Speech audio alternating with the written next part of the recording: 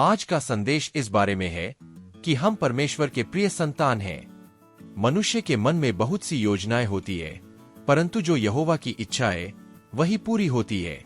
नीति वचन 19:21। क्या आपने कभी सोचा है कि जब सुलेमान ने यह पद लिखा था तो उसने एक ऐसी सच्चाई कही थी जो आज भी उतनी ही शक्तिशाली है। वह हमें याद दिलाता है कि चाहे हम कितनी भी योजनाएं बना ले, अंत में प्रभु की योजना ही पूरी होती है। और देखिए, सपने देखना गलत नहीं है, बल्कि यह बहुत जरूरी है। सपने देखना, योजनाएं बनाना, एक बेहतर भविष्य की कल्पना करना, यही सब तो हमें आगे बढ़ाता है। लेकिन एक बात बहुत जरूरी है, अगर परमेश्वर उन सपनों के केंद्र में नहीं है तो वे अपना चमक और अक्सर अपना अर्थ खो देते हैं। हो सकता है हम कुछ हासिल कर ले, लेकिन क्या वह सफलता एक उद्देश्यपूर्ण विरासत छोड़ेगी? हमें विश्वास करना चाहिए कि हमारे सपने परमेश्वर का दिया हुआ एक उपहार है। वे हमें यह दिखाने का एक तरीका है कि उसकी हमारे लिए क्या इच्छा है। लेकिन उन सपनों को समझने के लिए हमें उसके साथ तालमेल में रहना होगा, और इसके लिए हमें अपने जीवन को उसके वचन पर आधारित करना होगा, उसे जानना होगा और पवित्र शास्त्र में गहराई से उतरना होगा।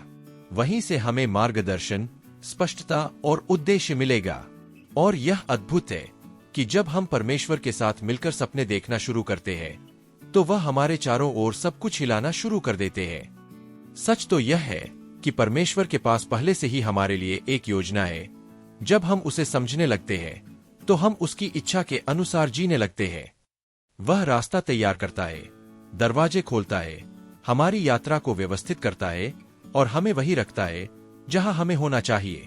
यह जादू जैसा लग सकता है, लेकिन यह बस एक पिता का प्रेम और देखभाल है जो अपनी संतान का मार्गदर्शन करता है। बाइबल ऐसी कहानियों से भरी पड़ी है।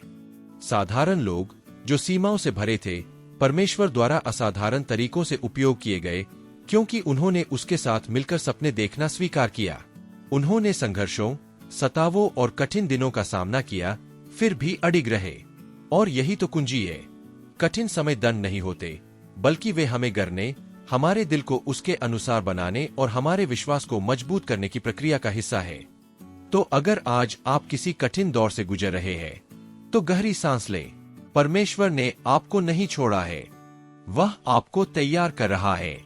कभी कभी रास्ता तंग लगता है, लेकिन वही वह आपको पाता है, आपको संभालता है और आपको और आगे ले जाता है।